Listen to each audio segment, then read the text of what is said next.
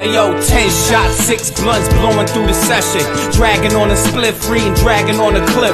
A MC in the booth, an assassin on the roof. I'm just waiting to shoot. Nigga, hurry up and die. Greatest truck of spares, you would think you had drama. What's really good, ladies and gentlemen? It's the OG Boricua Don Dada, a.k.a. Geraldo Chef. I'm here with nothing than Muffins Martinez, the greatest in the fucking business. My brother, please. Holla at him. It's another week we're in here. Hey, man, you know how it is. This is your boy Jorge Muffins Martinez, your quintessential Puerto Rican muffin. I'm here. Like I said, it's been a while since I said that whole thing. I'm already out of breath. Whew, you know, because I haven't said that whole thing in a while. But what we're talking about, Chef? Who we got to insult this week? Listen, or who we mad about? I want to say Killer Kross, right? Because as soon as Killer Kross, now salutes Killer Kross. He pulled up on I think it was SmackDown. SmackDown, yep. Came out, threw the beats to Drew Galloway. I would say Drew Galloway. Drew McIntyre. Yeah, that was my fault. Yeah, Drew Galloway. Yeah. He threw the beats to Drew, and then he kind of like talked shit to the entire the tribal chief and his crew. And you're like, wow, wait a minute. Now we know he's a Triple H guy. Triple H brings him back, obviously.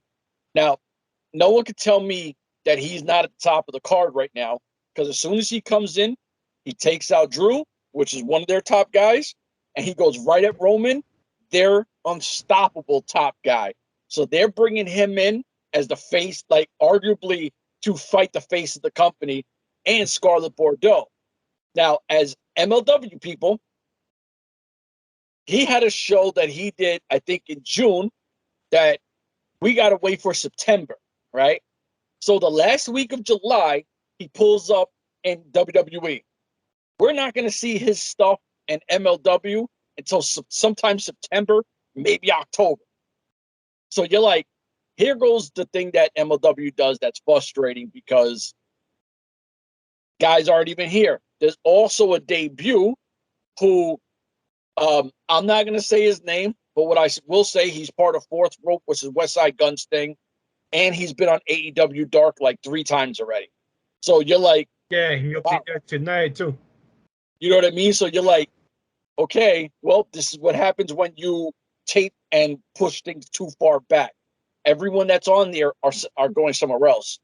But people feel a certain way about Killer Kross. And before we came on here, you're 100% right. If you don't lock these guys in contract-wise, don't complain. Don't complain. Because there's no, I don't want to hear the loyalty thing because you didn't lock them in. Now, I do think that if you are working somewhere and they are pushing you, you might want to give them a little time or at least a heads up, like, yo, I might be going back over here, you know, whatever. You know, people are pissed off. Talk to me about Killer Kross, bro, and Scarlett Bordeaux going back to WWE. Man, when I saw this, I was one of the first ones that was pissed off about this. I'm like, God damn it, man. Like, MLW is like 3 hours before they have put a post on him on Twitter or social media saying, you know, who do you want him to see face him in the future? How far you think he's gonna go? I said, well, he ain't gonna go far now because he went back to WWE. So, you know, that's it for that. So, you know, and like you just said, you're gonna have to start getting some kind of contract and saying, we gotta sign this guys here. You know, we got to make you ours. God damn it.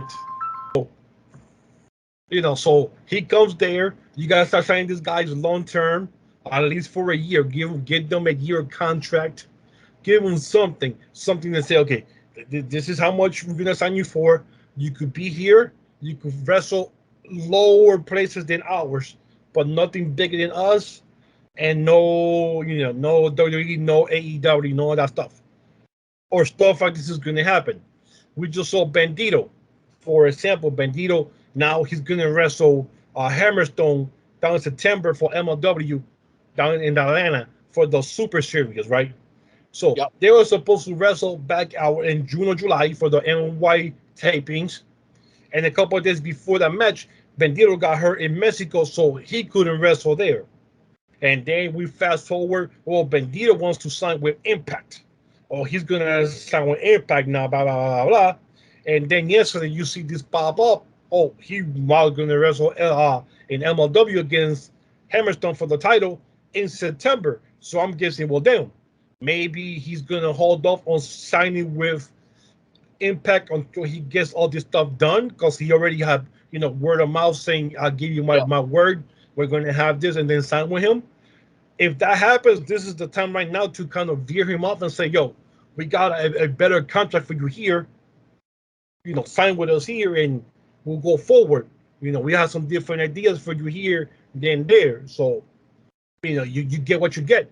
But it puts a lot of strain on different companies when you're writing something ahead, or you have this picture and all of a sudden, boom, they show up somewhere else. For example, this small company FSW, they had Dexter Loomis, Priora, whatever her name was, and somebody else. On the last show, they had Dexter Loomis kidnap Priora out of the show. Okay, what's going to happen now? We saw Dexter Loomis last night on the crowd getting pulled out by police. So that right there kills whatever storyline this company had going forward with him, because for a fact they're not going to let him go back to this little company to finish that storyline. Oh, we ain't going to let you do that. She's going to turn into your boy Graham. Bram, who's going to get stuck inside a trunk for almost a year, and then show, oh shit, I remember he was stuck in the trunk for like 3 months. So, stuff like that drives me crazy, because it's you taking a chance. You taking a risk in going forward with somebody, and then that person goes because now he's getting a set job with that set money. You get mad, but you can't really be too mad, because like, damn, that's his money right there. I can't say anything. That's like you, Trev, you going somewhere else for the money. Well, shit, I can't say anything to Trev. He got paid. He's not signing with me for the contract. What can I do? And today's word don't mean much of how I used to back in the days. Oh, my word is my bond. My word that's the only thing I got. And boop. I think that's the hard part with people like me and you. We come from a certain understanding that if we talk and I give you my word, like, yo, I'm with you, like, I'm with you. It's not even a question. Nowadays, that means absolutely nothing. And to be completely honest with you, if I have a roster and I get a big name, but they're not signed to me, I'm never putting that guy over my top people. Never gonna happen. You could beat my low end guys, but you're not gonna dominate my bigs, because just in case, like, just say with MLW, if I sit there and let you beat, just say an EJ, where he's undefeated, or I let you take out Alex Kane, who's killing it, and then you sign with Impact, AEW, or WWE, what did I just do to my guys? Because they just lost for no reason now. You know what I mean? Like, so that's why I'm like, I get it. I don't know. I mean, if it's not, if you don't have that pen to paper, in today's age, you have to have that pen to paper and get the little fingerprint thing and have them fingerprint right next to their name. That's it. I mean, other than that, we could go to court and I'll win because it's your word against mine. There's no legality anywhere. There's no legal paper. There's no pen to paper that says, I this is what I promised. That's why you see this shows on court TV and stuff like that, and they be always losing. They have all the evidence in the world, but if they don't have that contract, it don't matter. I mean, shit. Nothing. And not for nothing, is I don't want to hear nobody say nothing about WWE, because as soon as Triple H came back, look at everybody that's coming back. Like, I mean, There's a lot. Like, it wasn't just, what's her name, Dakota Kai. It wasn't just her. It was Bailey. It's Dexter Loomis. Yep. It's Kross, Scarlett Bordeaux. So far, Yeah, it's like 5 people in less than a month of him taking over. look, shit, what? Dude, five people in less than a week because this happened right after SummerSlam. So this was last week. Yep. You're right. We're 5 people in less than a week. we're hitting the second week that Triple H took over, and now it's got to be interesting. People from AEW who are showing up there after they left. You know, they got cut out. If they don't have a contract with AEW, will they go back there to now Triple H? You know, I can't even say Uncle Vince anymore, but not to the new regime now, because now it's different. You know, the era of the cloud is gone. It's the sunshine is saying, you know, the new writing is on the wall. So a lot of people might start jumping ship from AEW too. Especially if the guys who are on Dark and Elevation and stuff, we might see our boy Parker Bordeaux, you know, just throw the name out there for with Conway there. If he gets that paper, yo man, you know, this was Uncle Vince. I'm back. I'm here now. What did you say? Boom. You might see him pop up there on Friday or next week.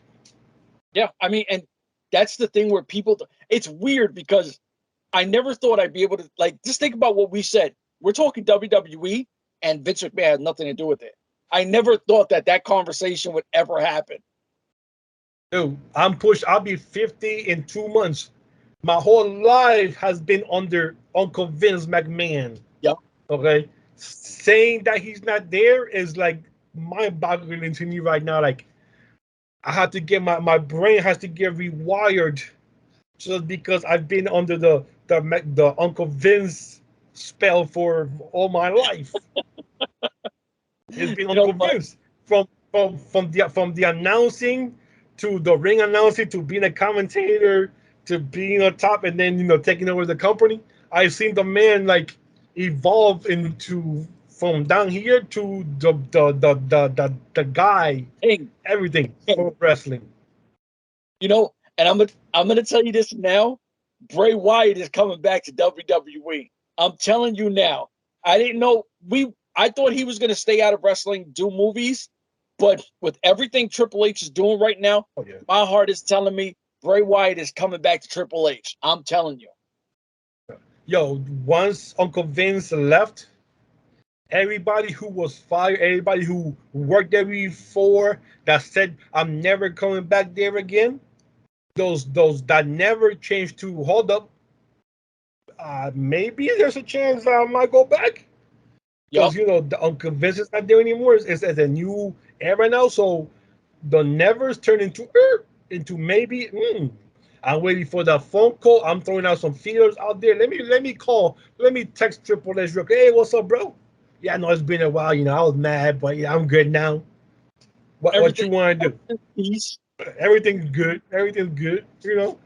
Yeah, man. So we're don't be surprised if the next couple of months, if you see more surprises from AEW, Impact, you know, especially Morrissey, Big Cass. You know, he's still out there, and now with Triple H there, your boy Enzo. You never know, man. You know, if they used to draw money, they used to draw a lot of people in. So it's true. It's true. I mean, he's got such a great rapport, and people respect him that now he's running it. They trust him. Now you have a wrestler. Yeah. Before you had just the master brain who ran everything. Now you have a wrestler who's wrestled for almost 30 years now being in charge. So they will understand, okay, we understand where he's coming from now. Or Triple H will say, I understand you now. I'm in the same boat. I was here. I understand that. So it's easy and respectful when you go and work for someone who actually did the work from the bottom up, from, you know, WCW days to where he is now. You will go, okay, me and him got the same report. We understand each other. He knows I want to work for him because he was here in the trenches with us. You know, and I'll leave it with this because everything you said, I'm a co-sign with Triple H. But if you look, they have everything what you just said with the wrestler aspect mentality. And then Stephanie McMahon is the business. So you got one taking care of all the wrestlers, and you take care of all the business, and we'll just make this marriage what it is. And I mean, what can you say? But they have the perfect solution right now. Now imagine if this happened back then with Impact, when Dixie Carter was there, and she would have had somebody better next to her. I'm Dixie Carter. I'm taking care of the business side. You're a chef, and you're the wrestler. You were here with these guys. You take care of this side, and now we'll keep going. And I think that's what she did, trying to do it with Hogan. Yeah. Type idea, but then Hogan just Hogan, all his Hogan bodies and yeah, he lit a fire that ultimately almost burned down Impact Wrestling. So it is what and now it is. and I was excited when he came in. I'll be honest. When Of course. Hogan signed, I was like, holy shit, he's gonna take us to the next level. And right from the first week, when you saw the Nasty Boys, you started seeing a lot of the N.W.A guys, a lot of stuff. You're like, oh shit, here we go. And he's bringing a lot of his buddies in. Yeah. And he got rid of the six-sided ring. Yep. Yeah. What made Impact so uniquely from everybody else was the six-sided ring. So we touched everything. I'll say it on here because we're obviously going to have the MLW Mount Rushmore show. I think that's going to be a fun play just to talk some talk and have some fun. We're going to introduce somebody. We'll have a guest on the show. It'll be fun. But my brother, do we got to touch on anything before we get up out of here? I don't know, man, but I'm ready for tomorrow. I got my list ready, so. You know what? For myself, the big homie, ladies and gentlemen, we're out of here. Deuces.